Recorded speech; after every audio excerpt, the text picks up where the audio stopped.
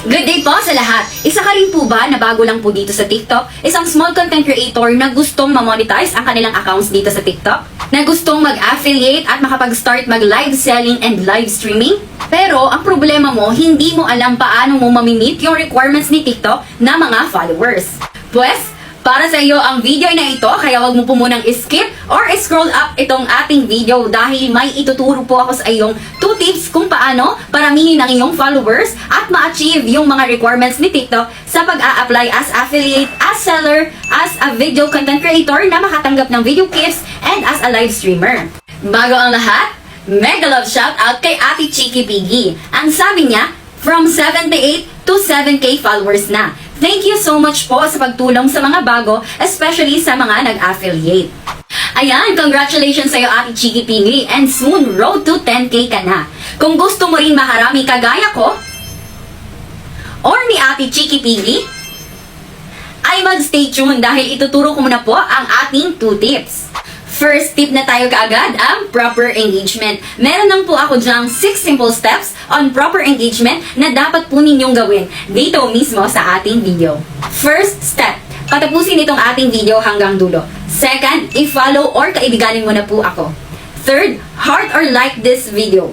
Fourth, mag-comment sa ating comment section ng #paharvest or any experiences po ninyo sa loob ng ating live.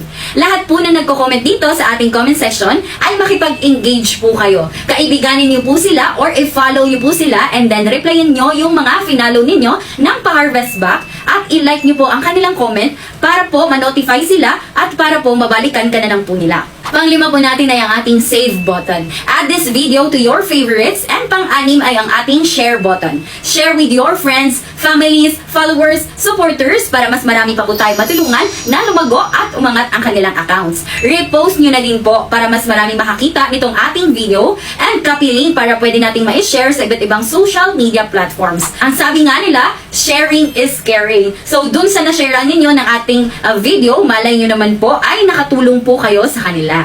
Dumako naman po tayo sa aking second tip kung saan mas mabilis po kayo makapagparami ng friends and followers. Paano po? Kapag nakikita nyo pong naka-blink or nakailaw itong aking profile, ibig sabihin lang po nun ay naka-live po ako. Pindutin nyo lang po yan and makakapasok ka na po sa aking live. Bakit ko po kayo pinapapasok sa aking live? Kasi po, marami po tayo doong online and active na mga friends, followers, supporters na pwede nyo ring maging kaibigan, maging followers, and maging supporters. Ang pinaka-advice ko lang po sa inyo, pag nasa live ko na po kayo, ay mag-stay po kayo from start to end. Kasi hindi naman po kaya sa loob ng 20 minutes lang na pag-i-stay ninyo, ay ma-achieve po ninyo ang kanya-kanyang goal ninyo. Magsipag lang po kayo sa loob ng ating live, maging active, and maging visible, para mas mabilis po kayong ma-harvest or ma-follow. And then, sundin nyo lang po yung ating mga simple instructions and guide doon at sigurado naman po ako, aangat po kayo. Yun lang po ang aking 2 tips for today's video at sana po ay nakatulong ito sa inyo. Paki-follow nyo na din po ang aking co-host na si Jeremy, naka-mention po dito sa ating video. And kung may free time po kayo, tumambay po kayo sa aking live and kita-kits po sa aking live!